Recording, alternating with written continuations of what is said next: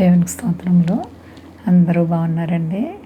దేవుని యొక్క మహాకృప చేత మీరందరూ కూడా క్షేమంగా సంతోషంగా ఉండాలని నిత్యము ప్రార్థిస్తున్నాం. అంతా క్షేమంగా ఉన్నారండి. ప్రతిరోజు ప్రభువారు చక్కటి వాగ్దానాల ద్వారా మనతో మాట్లాడి మనల్ని ఎంతగానో ఆశీర్వదిస్తూ ఉన్నారు. ఆయనకే మహిమ. ఈరోజు దేవుని వాగ్దానం యెషయా గ్రంథము 41వ అధ్యాయము 10వ వచనం. దిగులు పడకుము, నేను నిన్ను బలపరుతును, నీకు సహాయము చేయువాడను నేనే. దేవునికి మహిమ ఘనత ప్రభావాలు కలుగునుగాక. ఎంత గొప్ప దేవుడో చూడండి.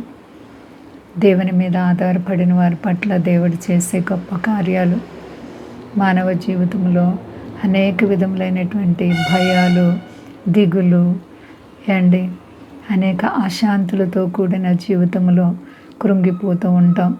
అయితే దేవుడు మనతో మాట్లాడుతున్నారు. మరి నీవు ఆయన బిడ్డగా జీవిస్తున్నావా నా ప్రియ సహోదరి? దేవునిపై నువ్వు ఆధారపడితే దేవుడు నిన్ను ఎప్పటికీ విడిచే దేవుడు కాదు. నీ భయాల్లో, నీ చింతల్లో, ప్రతి విధమైన కష్టాల్లో నీతో వాగ్దానం చేస్తున్నారు. దిగులు పడకము, నేను నిన్ను బలపరుస్తాను. ఎంత గొప్ప దేవుడో చూడండి. బలమిచ్చేవాడు దేవుడు, శక్తినిచ్చేవాడు దేవుడు. ఎంత గొప్ప దేవుడు. హల్లెలూయా. మన దేవాతి దేవుడు సర్వశక్తి కలిగిన దేవుడు, ఎడతెగక మనల్ని ప్రేమించే దేవుడు అండి. ఇంతగా మనకు సహాయకుడైన, నీకు సహాయము చేయవాడును నేనే. పడిపోయిన వారిని ఉద్ధరించే దేవుడు, కృంగిపోయిన వారిని బలపరిచే దేవుడు, దిగులు పడుతున్న వారికి సహాయం అందించే దేవుడు. వ్యాధి చేత, బాధల్లో, సమస్యల చేత నువ్వు కృంగి ఉన్నావా ప్రియమైన సహోదరి, సహోదరా?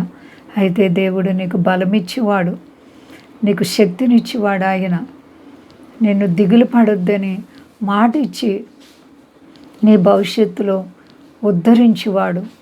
ఎంత గొప్ప దేవుడో. మరి నీవు ఆయనపై ఆధారపడ్డావా? విశ్వాసం స్థిరంగా ఉందా? ప్రార్థన అనుభవం ఉందా? నీకు కలిగినటువంటి అనాలోచనల చేత కృంగిపోతున్నావేమో. నీకు నీవుగా చింతపడి ఏమీ చేయలేవు. నీ చింత యావత్తు ఆయన మీద వేసుకో. నిన్ను నీవు చింతించుకొని నీ ఎత్తున ముర్రు ఎక్కువ చేసుకోలేవంటున్నారు యేసు ప్రభువారు. కాబట్టి మన చింత యావత్తు ఆయన మీద వేసుకుందాం. బలవంతుడైన దేవుడు నేను ఎంతగానో ప్రేమిస్తున్నారు. నీవంటే ఆయనకి ఎంతో ఇష్టం.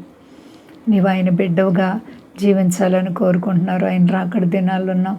అందరూ కూడా సిద్ధపడదాం. అంతా క్షేమంగా ఉన్నారండి. ప్రార్థించుకుందాం.